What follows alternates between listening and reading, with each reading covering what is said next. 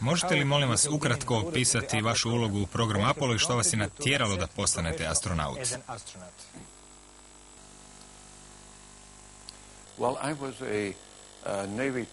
Bio sam probni pilot u mornarici godine 1957. kad su Sovjeti poslali prvu letjelicu u svemir. Znao sam da će nakon automatiziranih letjelica uslijediti letovi s ljudskom posadom. Činilo mi se da je to zanimljiv posao, te sam nastavio raditi kao probni pilot, no nastavio sam i sa školovanjem. Doktorirao sam na MIT-u. Tako sam na koncu izabran za program Apollo.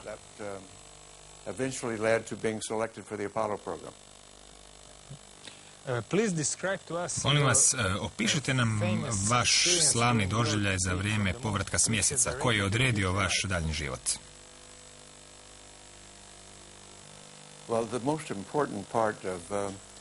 Najvažniji dio povratka s mjeseca bilo je promatranje Zemlje, to jest nebeskog svoda iz perspektive izvanzemaljaca, iz svemira.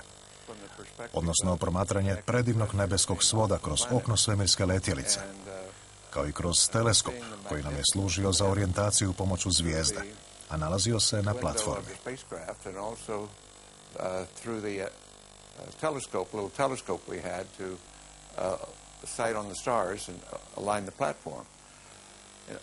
Bilo je fantastično gledati Zemlju iz te perspektive. Moje se kolege slažu s time. Svi koji su se vraćali s mjeseca uživali su gledajući Zemlju iz daljine.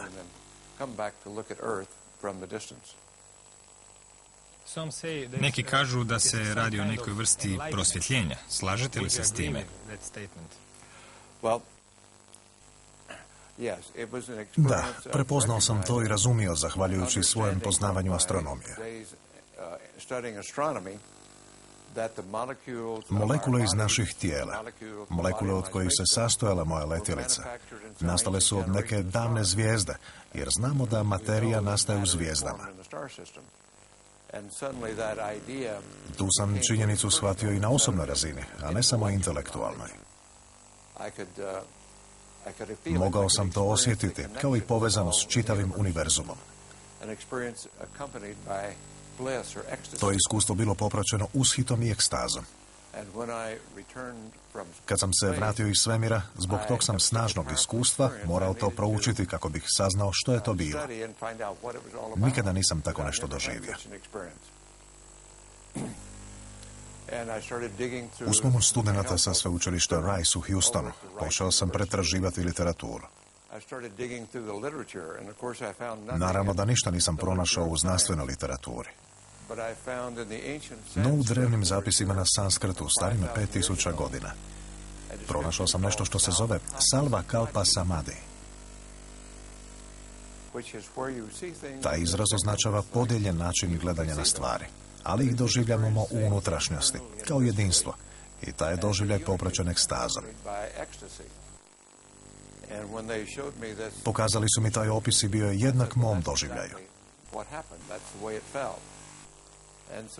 Shvatio sam da priroda, kad smo u skladu s tim fantastičnim aspektom priroda, uzrokuje unutrašnji osjećaj ekstaze.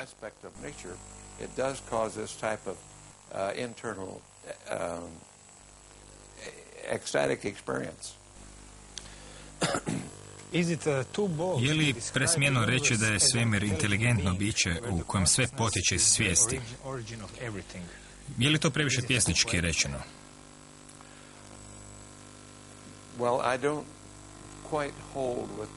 Ne slažem se s idealističkim filozofskim shvaćanjem da je svijest temelj svega.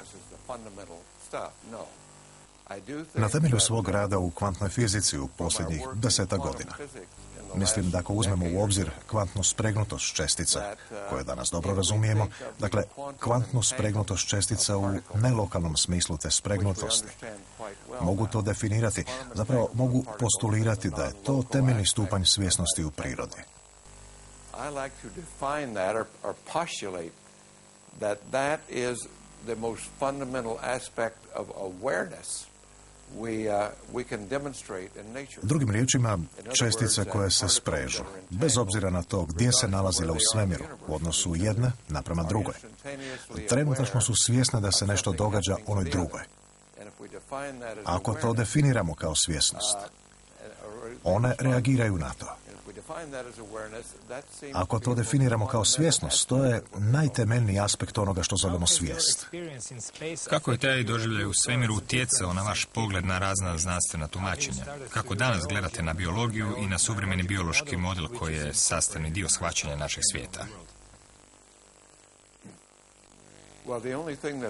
Promijenilo se samo, marljivo pratim znanost i njezine protokole. Znanost je naša suvremena tehnika kojom potvrđujemo našu percepciju i ono što smatramo istinitim.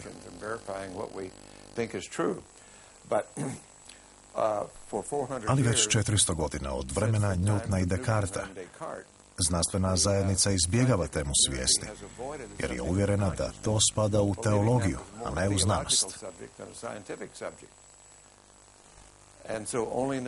Tek smo u današnje vrijeme postali dovoljno smijani da se usprotivimo tim zastarjelim idejama i pokušamo razumjeti svijest iz perspektive znanosti.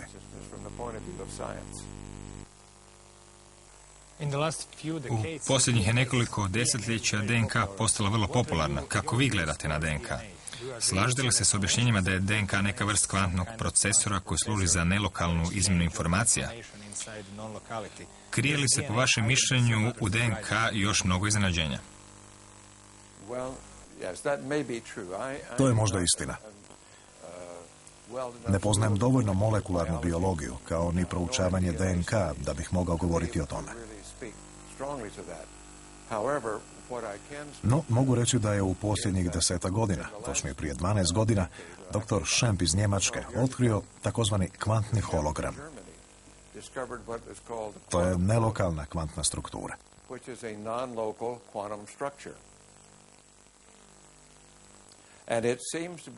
Čini se da služi kao prijenosnik informacija.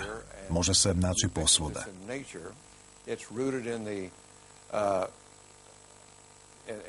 Temelji se na fenomenu emisije i apsorpcije na kvantnoj razini prirode. I čini se da je to mehanizam pomoću kojeg priroda uči. Razmjena informacija između materijalnog objekta i njegova okoliša dokazuje da je evolucija sustav koji uči, a ne da se nasumišno razvije.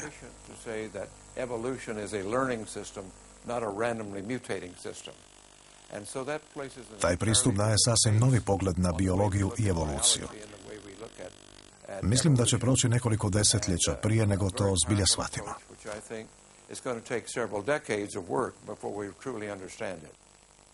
Možda smo kod upoznavanja s Edgarom Mitchellom preskočili koju bitnu točku. Da to tako ne ostane, pobrinuo se Giuliano Marinković.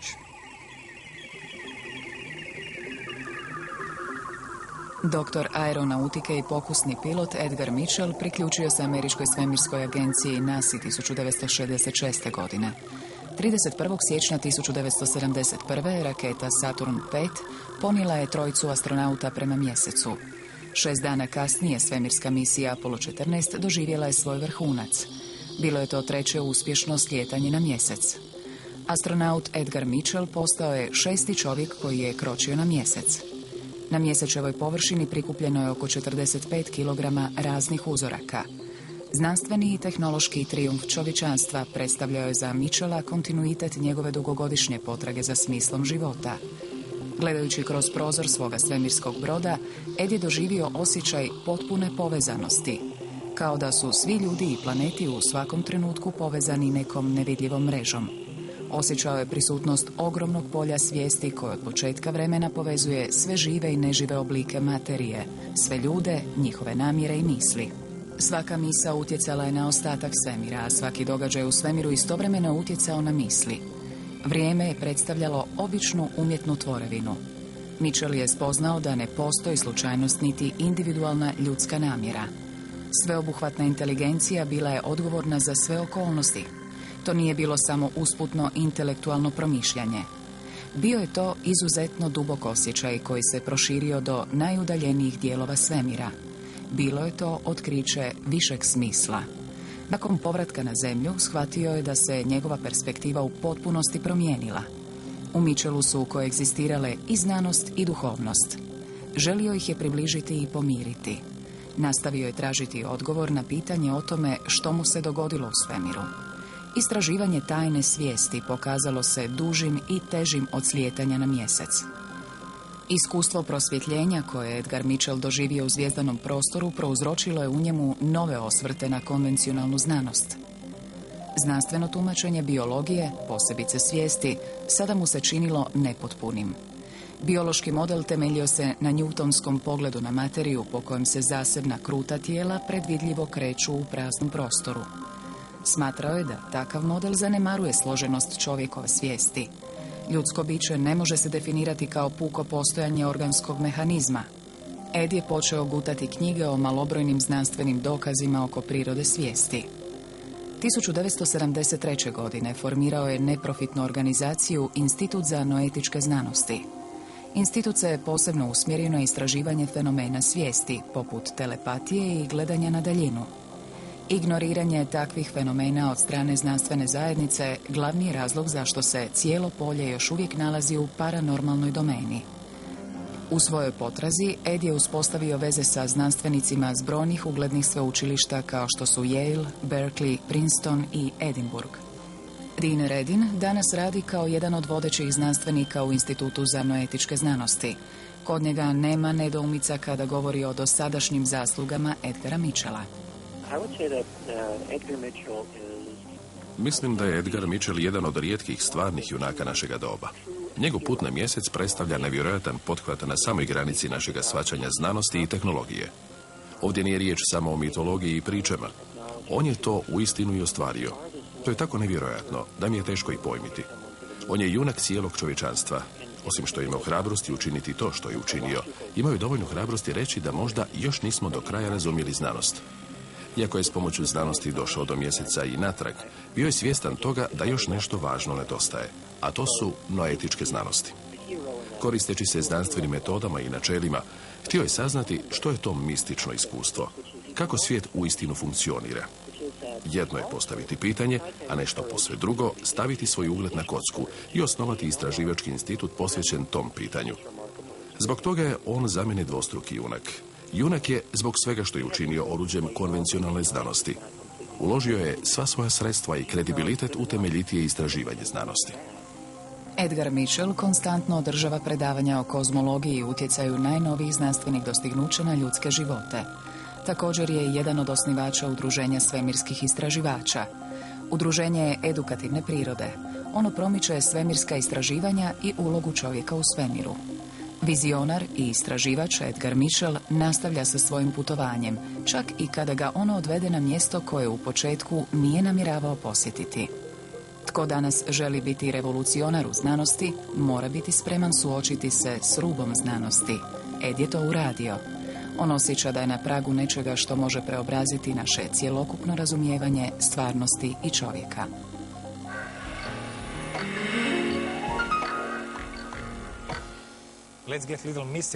Budimo sad malo mistični. Smatrate li točnu pretpostavku da svakim našim djelovanjem ili svakom našom mišlju utječemo na ostatak svemira? Postoji li bilo kakav dokaz da je naš unutrašnji svijet povezan sa izvanskim svijetom?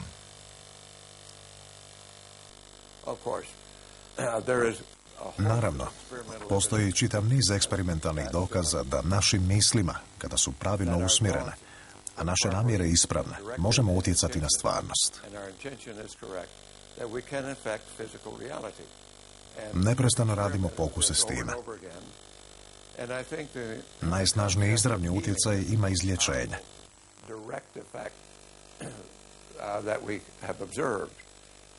Vidio sam to u mnogim slučajevima. Dobro smo to proučili. Sam sam to proučavao i doživio u vlastitim problemima sa zdravljem. Najviše istražujemo u tome području. Pomoću vlastitog uma i razumijevanja provodimo vlastite zdravstvene mjere.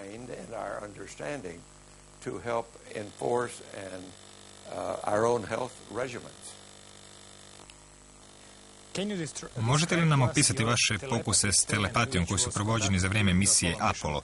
Kako se taj pokus provodio, koji su bili rezultati? Je li NASA znala za taj pokus? Tko je vodio pokus?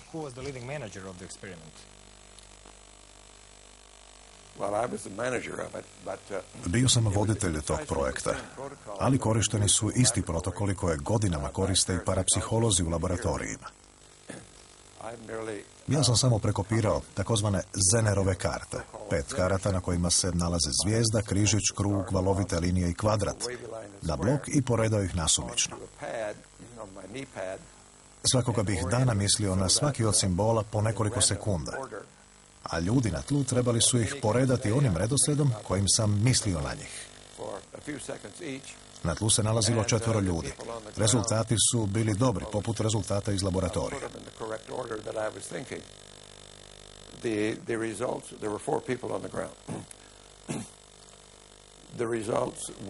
Izgledi da su ti rezultati nastali slučajno su 1:3000. Ali nije se radilo o slučajnosti, već o namjernom rezultatu.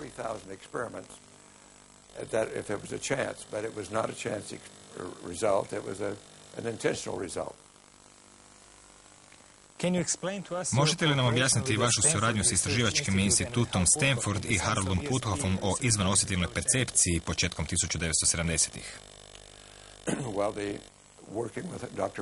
Početkom 1970-ih surađivali smo s doktorom Puthoffom i Russellom Targom. Radili smo s mnogo medija, ali ja sam sponzorirao našu suradnju s Uriom Gellerom 1972. i 73. godine. Bio je vrlo moćan. Dobili smo dobre rezultate. Tako smo otkrili i dodatne dokaze o psihokinezi i o tome da je snažniji od materije. Nastavili ste suradnju s Haroldom Puthoffom sve do danas. Koji su vaši zaključci i objašnjenja o fenomenu izvanosjetilne percepcije kad uzmete u obzir sva dostignuća na tom polju? Radi se o 30-40 godina istraživanja.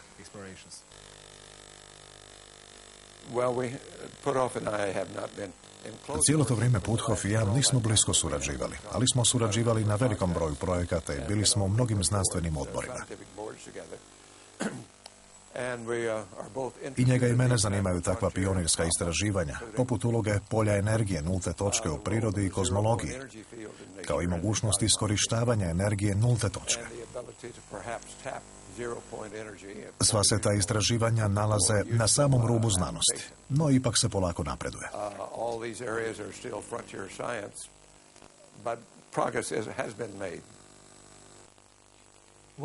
Koji su potencijali kvantne fluktuacije kod polja energije nulte točke, točnije energije koja nas okruže? Možemo li to iskoristiti kao izvor energije? Možemo li iskoristiti i opisati tu energiju kao fenomen koji zovemo mistično iskustvo? I što je točno polje energije nulte točke? Je li to neka vrsta univerzalnog izvora? Što je to po vašem mišljenju?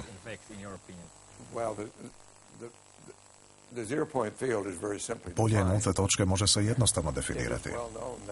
Poznato je da sva materija neprestano emitira i reapsorbira energiju. Otkriveno je da čak i kad se materija nalazi na temperaturi od 0 Kelvina, odnosno na apsolutnoj nuli, ona još uvijek emitira i reapsorbira kvantne čestice, iako je molekularno kretanje prestalo.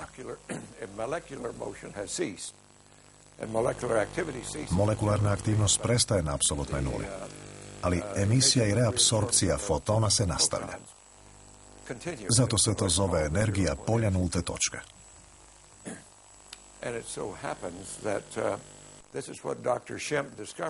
To je dr. Schempp otkrio. Naime, ako proučavate emisije iz materije kao cijelinu, a ne samo jednu emisiju, objasnit ću to pomoću jedne metafore.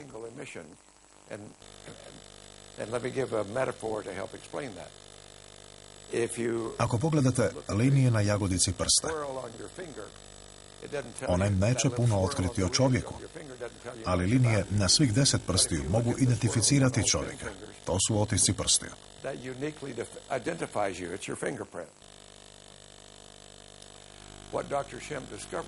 Dr. Schempp je otkrio da ako proučavamo sve emisije kao grupu iz nekog predmeta, bez obzira radi li se o ljudskom tijelu ili zgradi, one nose informaciju o tome fizičkom tijelu. Ta informacija zovemo kvantni hologram.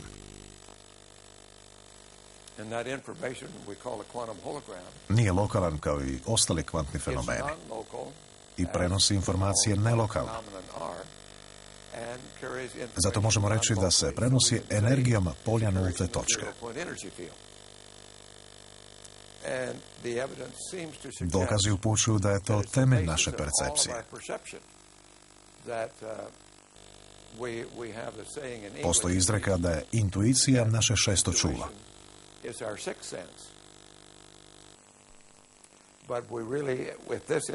No, ako su ovi podaci točni, intuicija bi morala biti naše prvo čulo, jer se temelji na kvantnim informacijama koje su postojale puno prije nego što su nastali naši osjetilni mehanizmi.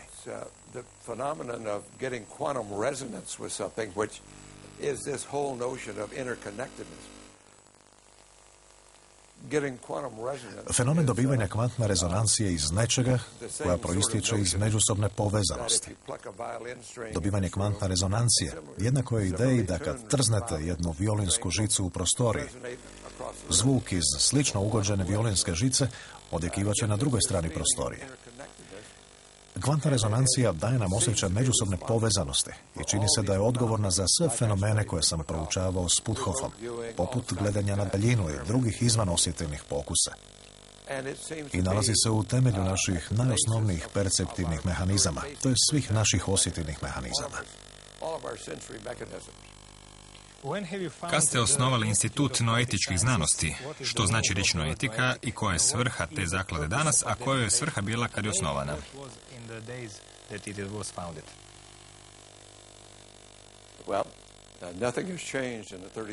Ništa se nije promijenilo u ovih 36 godina od kada sam osnovao noetiku. Noetika se odnosi na način na koji poimamo informacije i naše intuitivne sposobnosti pomoću kojih dolazimo do informacija. Riječ noetika dolazi od grčke riječi nous, a označava nešto što se odnosi na um. Institut noetičkih znanosti osnovao sam krajem 1972. odnosno početkom 1973. godine, kako bih mogao proučavati fenomene koje znanost već 400 godina odbija proučavati.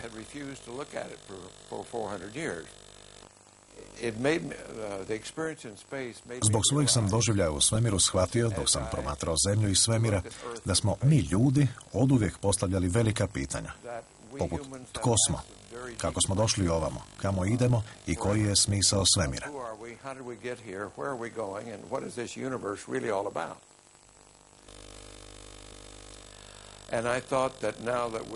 Budući da smo okrenuli u svemir, pomislio sam da je vrijeme da ponovno postavimo ta pitanja, ali iz nove perspektive.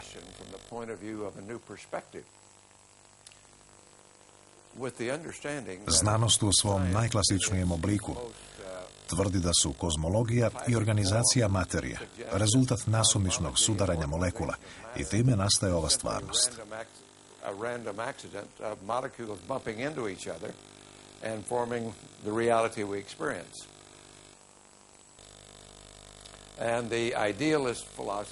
Idealistička filozofija tvrdi da se radi o svijesti i da se materija zapravo nalazi u umu svijesti, odnosno da je iluzija svijesti.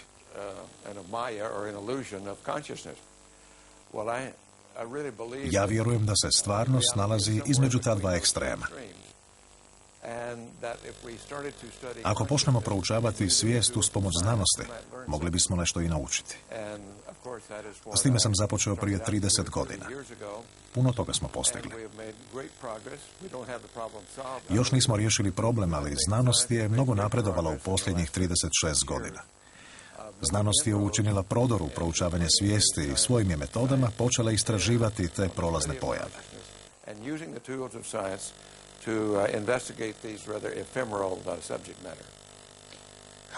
Koliko ljudi radi u Institutu noetičkih znanosti i možete nam opisati neka istraživanja koja se provode u institutu?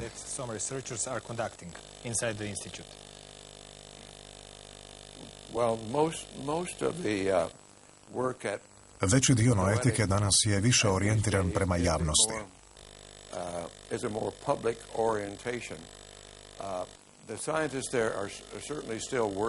Znanstvenici dalje rade na... Imamo malu skupinu znanstvenika, njih 10-ak, a jezgra organizacije sastoji se od 40-ak ljudi koji rade na proučavanju transformacije i njezina utjecaja na društvenu strukturu.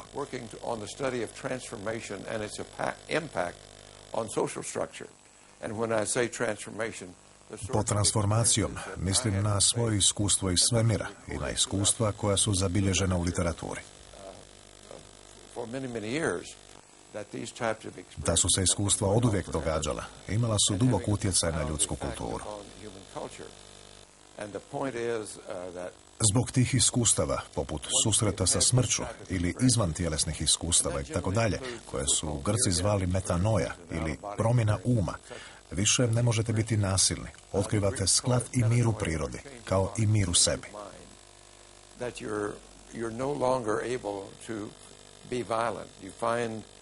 Harmony in nature, you find peace in nature, you find peace in yourself. And so, not only is noetic... Tako da neotika nije samo znanstvena institucija koja se koristi znanstvenim metodama, već je i aktivistička institucija koja radi na promicanju proučavanja transcendentalnih iskustava, te pokušava otkriti kako bi se ta iskustva postigla na lakši način. Meditacija koja je vrlo cijenjena u vjerskim kulturama, u istočnjačkim kulturama, jedan je od drevnih oblika. Mi posljednjih godina radimo na novim oblicima kako bismo potakli nove tipove introspektivnih transcendentalnih iskustava.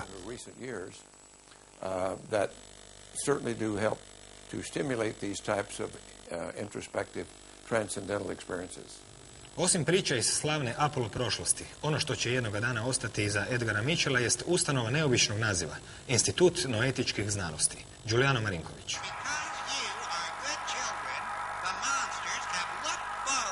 1973. godine astronaut Edgar Mitchell formirao Institut za noetičke znanosti.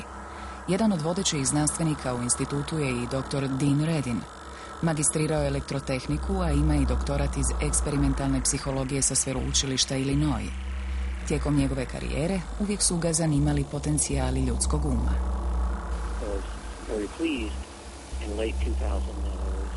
Bio sam veoma zadovoljan kad sam potkraj 2000. godine dobio ponudu za znanstveni rad u Jansu. Godinama je to bio maleni privatni istraživački institut. Potkraj 1990-ih pretvorio se u organizaciju koja funkcionira na principu članstva. Sad ima oko 50.000 članova diljem svijeta. Dio sredstava koja se ulažu u istraživanje dolazi od članarina, a ostalo su donacije vlade, privatnih zaklada i pojedinaca. Sredstva su namijenjena financiranju određenih projekata. Riječ noetika, to jest noetičke znanosti, stara je riječ koja potječe od grčke riječi nous, koja se odnosi na sve aspekte uma.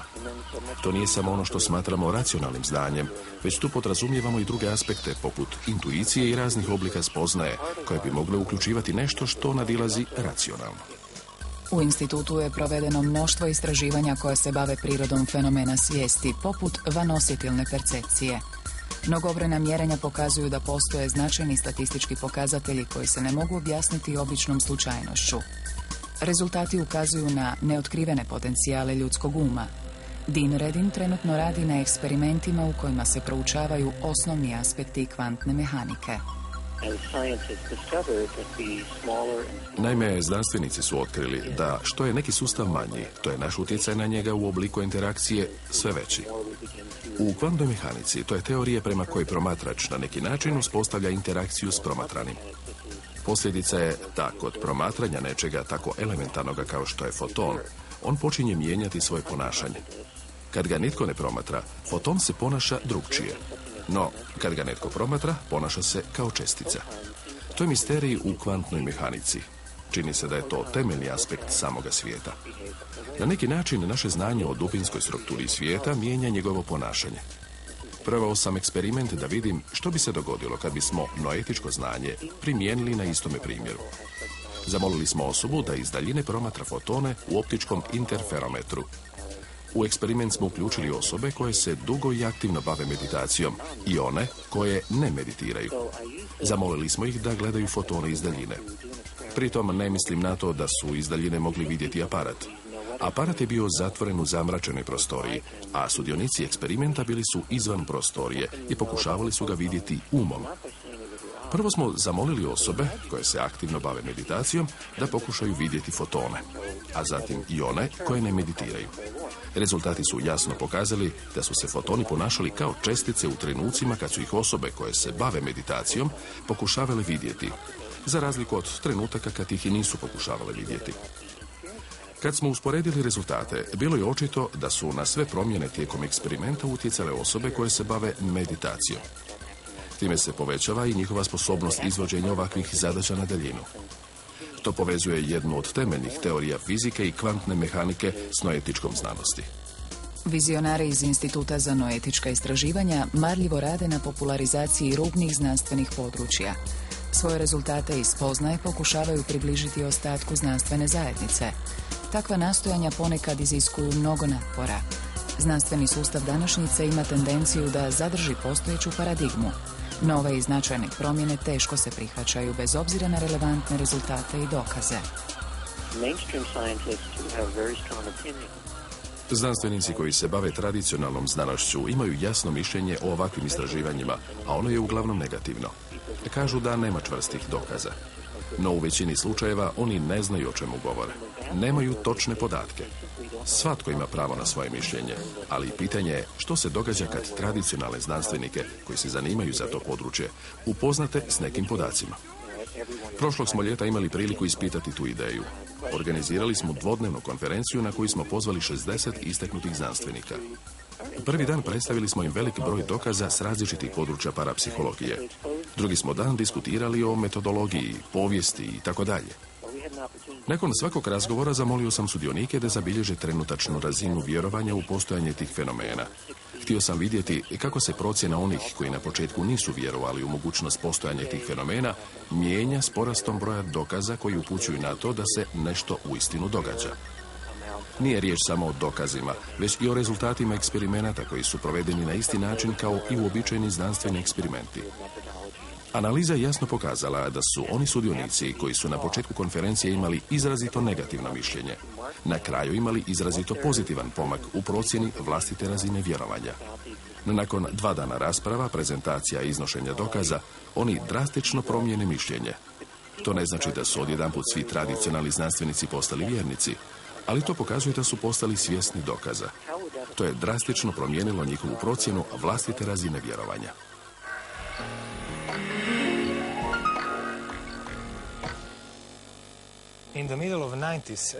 Sredinom 1990-ih pokrenuli ste pitanje o NLO-ima. U mnogim ste medijima, poput BBC-a, tvrdili da se pad izvanzemaljske letjelice u Roswellu doista dogodio. Na temelju vaših spoznaja, što mislite da se dogodilo u Roswellu? Mislim da ste ondje i živjeli. Na temelju vaših veza informacija, što mislite o tom događaju i općenito o NLO-ima?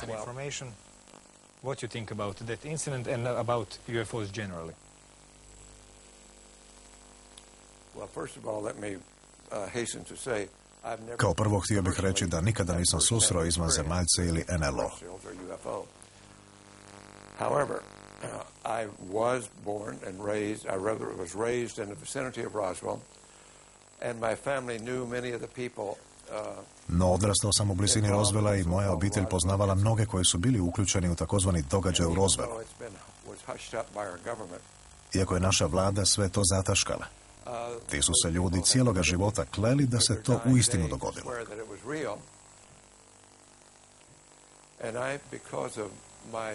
Budući da sam bio astronaut, mnogi od staraca, kako sam ih ja zvao, koji su bili uključeni u početke svemirskog programa, bili su iz vojske i obavještajne službe. Ujedno su bili uključeni i u rana istraživanja o NLO-ima.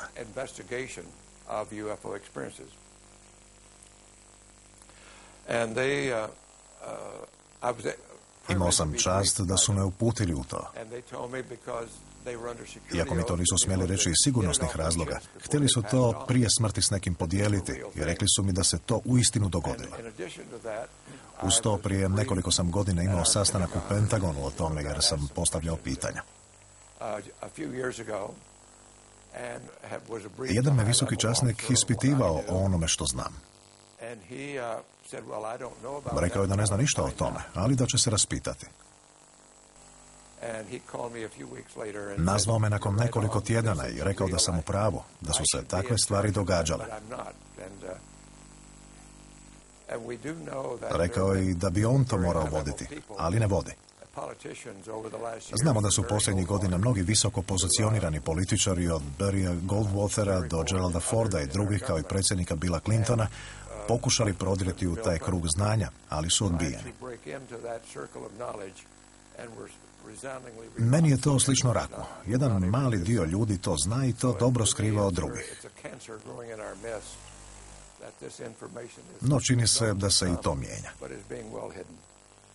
Čini se da se danas mnogo više prihvaća, da ima mnogo više otvorenosti.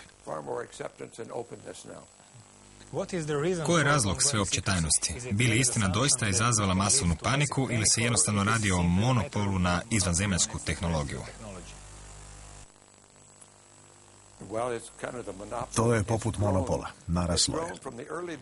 U početku je vjerojatno postojao dobar razlog zbog kojeg je vojska vjerovala da ne može obavljati svoj posao, to jest štititi ljude ako se uistinu radi o NLO-ima i izvanzemaljcima. Bojali su se toga i htjeli to zataškati. No tako je stanje ostalo i po mom mišljenju pretvorilo se u državni skandal na neki način. To me has become a national scandal ever since. Ako se netko uistinu dokopao izvanzemaljske tehnologije koja se temelji na reverzibilnom inženjeringu, tko bi to mogao biti?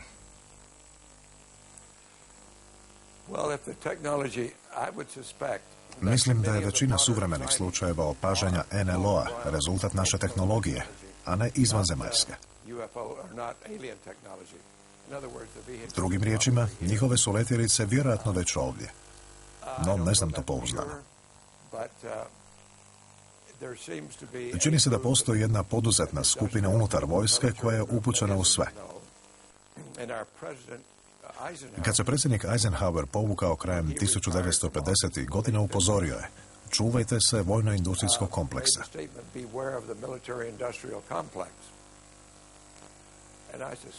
Mislim da se njegova izjava odnosila upravo na to, odnosno na tajne planove i tehnologiju koja još nije dostupna javnosti.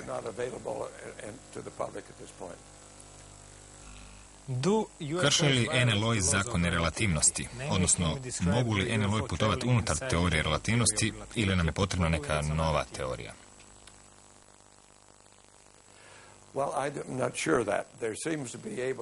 Nisam siguran u to.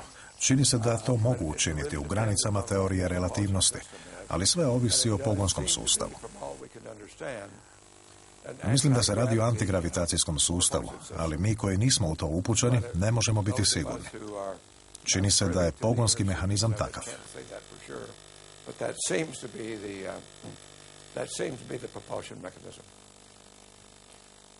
Jesu li NLO-i po vašem mišljenju nastrojeni prijateljski ili neprijateljski? Da su neprijateljski nastrojeni, već su nas mogli pokoriti. Mislim da nas samo promatraju, stoje nam na raspolaganju i prate što se događa. Uopće ih se ne bojim. Imamo više problema s našom kulturom i ratobornošću nego s NLO-ima.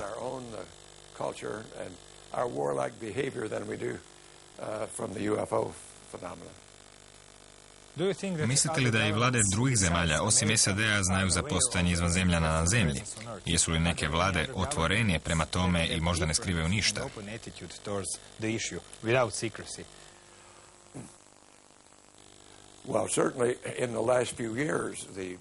U posljednjih su nekoliko godina vlade Belgije, Francuske, Rusije, Brazila i Meksika otvorile svoje dosije za razliku od SAD-a.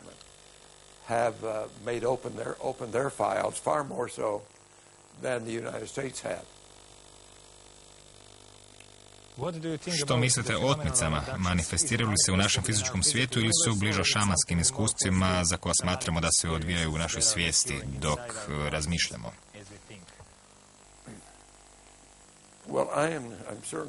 Ne smatram se stručnjakom u tom području, ali mislim da postoje dobra svjedočanstva o otmicama. No to ne proučavam, te ne mogu dati stručno mišljenje o tome. Treba li se UN uključiti u istraživanja NLO-a? Kad otvorimo tu temu, kad činjenice postanu dostupne javnosti, mislim da će to zanimati cijeli svijet. NLO-i su viđeni u gotovo svim državama. Kako bi čovječanstvo reagiralo kad bismo doznali da nismo jedina inteligentna vrsta u svemiru? Je li se to stajalište promijenilo u usporedbi s mentalitetom ljudi u posljednjih 20-30 godina?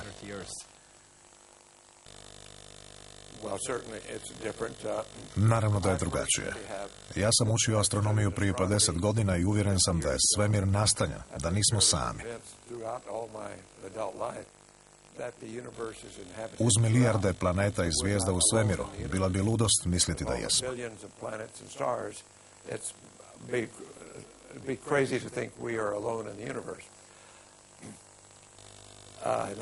Mislim da ćemo vremenom uz širenje znanja, znanosti i uz mogućnost promatranja udaljenih zvjezdanih sustava moći to bolje razumjeti.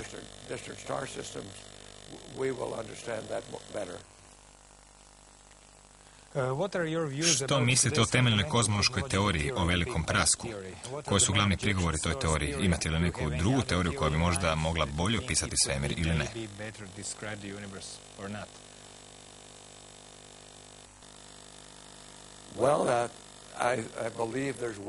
Mislim da se istražuje i to područje.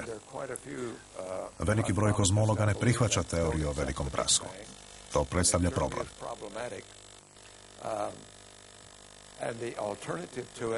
Alternativa toj teoriji proizlazi iz formalizma kvantne holografije, koja i mene zanima. A otkrio je dr. Schempp i na njoj danas mnogi rade. Ta teorija pokazuje kako je materija mogla nastati iz energije polja nulte točke, a i dalje nastaje iz tog polja.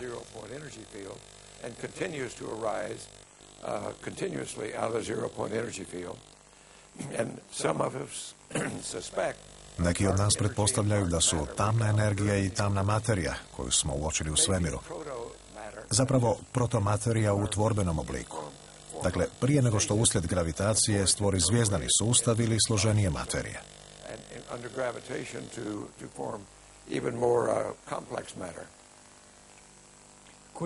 Možete li nam objasniti ideju da istraživanje vanjskog i unutrašnjeg svijeta predstavlja novu eru evolucije znanosti i života?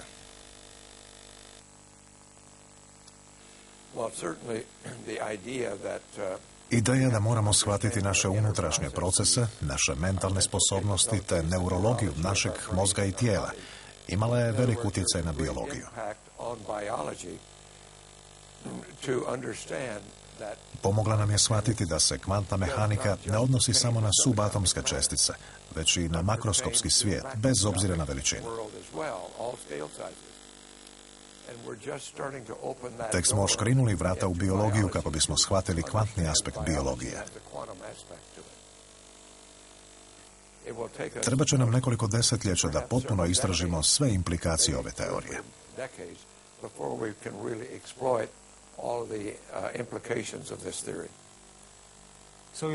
Mislite li da postoje znanstveni dokazi koji ukazuju na spiritualnu stranu postojanja? Možemo li spojiti znanost i spiritualnost? Da, mislim da se veći dio takozvanih mističnih iskustava može objasniti kvantnim principima.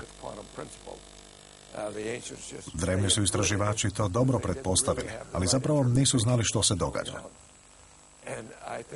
Budući da se proučavanje svijesti sve više prihvaća u fizikalnim znanostima, kao i činjenica da se kvantni principi mogu primijeniti i na biologiju, otkrićemo fantastične nove stvari o nama samima.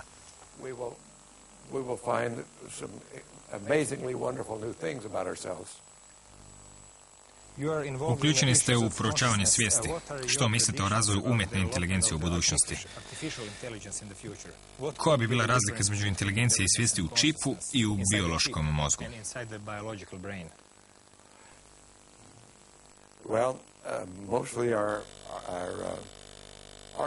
Umjetna se inteligencija razvija digitalnim pristupom.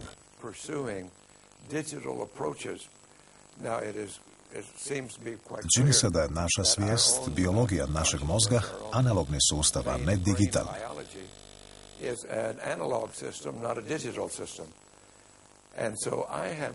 Ne vjerujem da ćemo moći proizvesti živuće sustave umjetnim putem.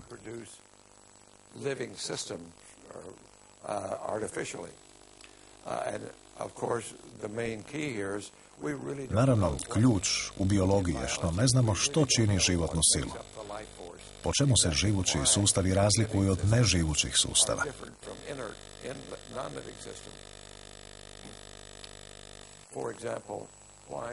Na primjer, zašto se ugljik, vodik, dušik i kisik koji tvore naše tijelo toliko razlikuju od tih elemenata u njihovom prirodnom stanju?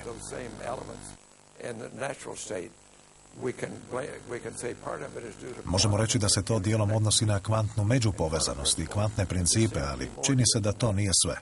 Još uvijek nismo otkrili tajnu života. Jedno od najvećih zagonetaka je vrijeme. Kakvom vi smatrate prirodu vremena?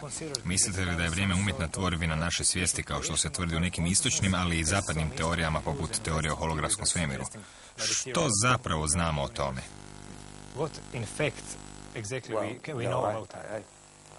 Ja to zamišljam mnogo jednostavnije.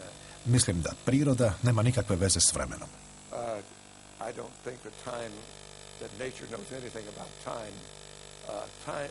Priroda je proces, a u svemiru se odvijaju samo procesi. Vrijeme je naša konstrukcija kojom opisujemo brzinu procesa, a temelji se na revoluciji našeg planeta i na revoluciji našeg planeta oko Sunca. Vrijeme je mentalna konstrukcija.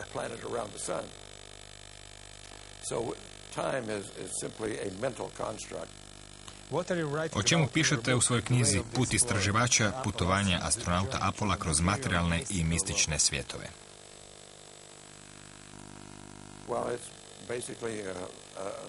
To je dijelom autobiografski prikaz mog putovanja na mjesec.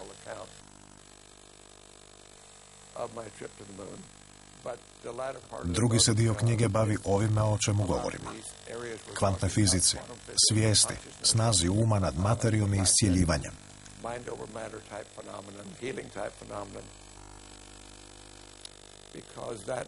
To se sve nalazi na samom rubu znanosti i treba to istražiti. Klasična znanost to ne može, ne daje nam odgovore koje trebamo. Mislite li da ćemo u budućnosti moći putovati do udaljenih zvijezda? Mnogo nas toga sputava. Da, apsolutno. Treba nam puno više znanosti. Siguran sam da ćemo do kraja ovog stoljeća moći putovati izvan sunčevog sustava ako se nastavi napredak kao u 20. stoljeću i ako se prije toga međusobno ne pobijemo u nuklearnom ratu i terorističkim akcijama.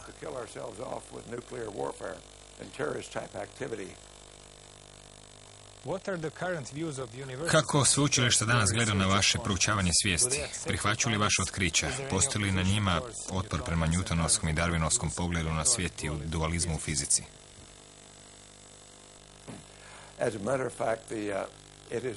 Pronalazi svoj put do sustava sveučilišta. Ide polako, ali postoji nekoliko vrlo uglednih sveučilišta koja proučavaju svijest i pri tome se koriste neurologijom, biologijom i psihologijom. Te se znanosti ujedinjuju. To se događa polako, ali se ipak događa.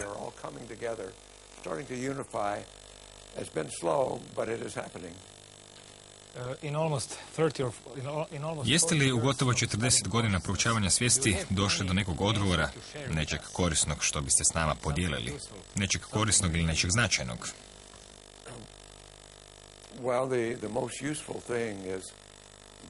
Dobro je što naše misli mogu promijeniti stvari.